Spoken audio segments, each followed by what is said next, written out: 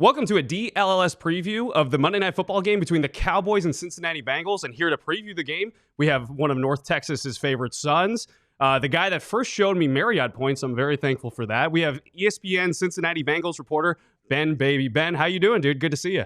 Hey, good seeing you as well. And yeah, the number one rule for sports writers is if it don't make points, it don't make sense. So I'm glad that I got to be the one to instill that lesson into you. It makes me feel very proud. Yeah, no, you've got me a couple of free vacations, so thank you very much. Speaking of points, the Cincinnati Bengals can score a lot of them. They obviously showed that last week. Joe Burrow, he's on kind of a crazy, MVP almost kind of style push, even though he's, only got 4 wins, but the numbers have been insane. How has Joe Burrow been able to put it together this season? Is it strictly just, hey, him and Jamar are both healthy and they got that connection going? What is the reasoning for Joe Burrow's fantastic season? Yeah, if Joe Burrow and Jamar Chase were a Marriott tier, I would put them in the titanium level. It's not even listed on the chart. They're just, it's a secret executive level if you have that much status, and that's really where they're at. You look at Joe Burrow playing at an MVP caliber level, leading the NFL going into this week in touchdowns and passing yards. Jamar Chase also leads the league in receiving yards and touchdowns. I think that they have just had, obviously, a really good chemistry with each other over the years. But on top of that, we're seeing a progression and maturation in their game. Joe said it yesterday in his news conference that he wasn't throwing the ball as well as he would have liked early on in the year, coming off that wrist injury. And as the years progress, he's definitely gotten more comfortable. We're seeing him climb in the pocket a little bit better and really have that conviction in everything he does in the pocket and also with his legs. And I think that's been a key point as well. And then you look at Jamar Chase, he has been the dynamic thing in his game this season is his ability to line up anywhere, having a greater understanding of all of the route concepts from every spot on the field, whether he's in the X, Y, or even the Z. He can be wherever he needs to be. He understands how to set those routes up, what he needs to do in the progression. So when you have those guys operating mentally at such a high level, then you put their physical attributes, you get all of that. And we haven't even touched on T. Higgins, who has really played well this season when he's been healthy and is looking to have a big year in a contract year. Yeah, Mike McCarthy was kind of talking about Jamar Chase and Joe Burrow, and he said, hey, their timing is excellent. The anticipatory throws, they're hard to stop. Mike Tomlin on Hard Knocks, you could see that he was even saying, hey, I talked about having a plan for Lamar Jackson. We got to have a Joe Burrow plan too. Well, Joe Burrow still threw for 300 yards against them and 3 tutties. Ben, how do you stop Joe Burrow? You got to bring pressure, and I think that's what makes this game so important. How will the Cowboys be able to dial up pressure against them? Micah Parsons will definitely be one to watch, and I think that's going to be one of the more underrated matchups in this game. I think Micah Parsons has a ton of pride from a distance in how he carries himself and how he goes about things. And I know covering him, Trey Hendrickson, the Bengals defensive end, does as well. And you look at the numbers; they're 2 of the leaders in the league in pass rush win rate, which is an ESPN metric powered by NFL Next Gen Stats. And so I think that's going to be huge. And seeing if Micah can get pressure, especially with Orlando Brown, the Bengals starting left tackle, being injured. Can the Cowboys move him around a little bit? Can they get him some good matchups to maybe get that pressure on Burrow, speed him up a little bit, and make things a little bit more difficult for him? It's kind of funny. It's almost like a Spider-Man meme situation because the Cowboys, Tyler Guyton's probably, leaning towards missing this game with a high ankle sprain. Chuma Doga might get the start. And you mentioned Orlando Brown going against Micah Parsons, but Trey Hendrickson has been fantastic. It's something Mike McCarthy talked about, 11.5 sacks. The next guy on the Bengals, though, is 2 sacks, I believe, Joseph Osai, former Texas guy. So is it simple in order to kind of move the ball against a Cincinnati defense of, hey, just kind of don't let Trey Hendrickson be the guy that beats you? Or is it more complicated than that? No, it's pretty simple. Just basically just get at least a second to throw the ball, and you probably will find a place to throw it. This defense has been really bad this year, and it's been the reason why this team is 4-8. And they have had injuries on that side of the ball. That defensive line is banged up. Secondary is missing 2 cornerbacks right now, but still. And now Logan Wilson, their starting linebacker, who's been the play caller on the defense, or the guy who has the headset, the green dot. He is probably trending towards being on injured reserve with a knee issue.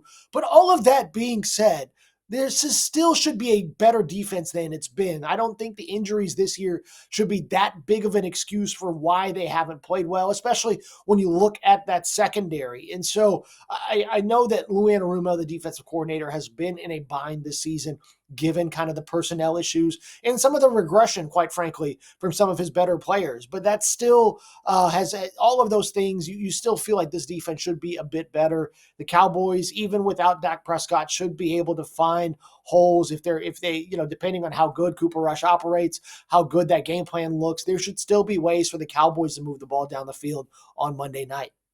Cowboys are getting Jake Ferguson back. He's out of concussion protocol. CeeDee Lamb a little banged up. Got a sprained AC joint, but he said he'll be ready to go. Cooper Rush looking a little bit more comfortable now as he's getting into the starting role a little bit more and just kind of embracing that.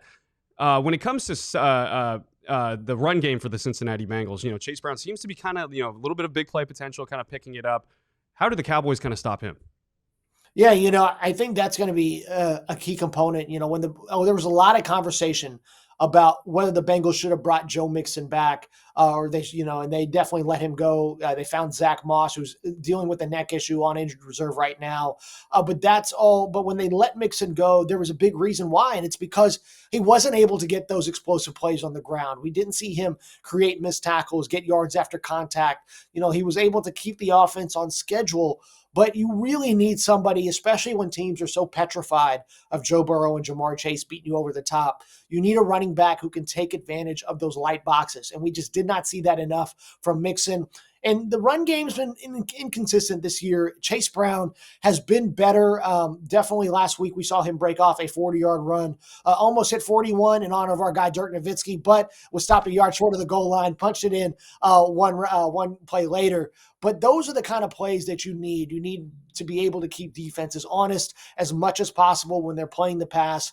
And so if the Bengals can get Chase Brown going, get him some 10, 15-yard runs every now and then, just have that threat ever present, it's going to make things a lot easier on this offense, not just on Monday, but throughout the rest of the season as well. Mm-hmm. One of the big potential matchups, Ben, is Prosper alum Cade York versus his girlfriend, I believe, who's a Dallas Cowboys cheerleader. That's kind of a crazy matchup. What's the situation, though, with Evan McPherson? And are we going to be able to see Cade York have a homecoming on Monday night? Yeah, definitely looks that way. And I asked him, had you ever played at AT&T being a Prosper guy? He said no. He's had some games at the Star. He graduated in 19, and he said that I think back then there was still maybe one of the new Prosper schools had just opened up, Rock Hill, and I'm like, there's something called a Walnut Grove.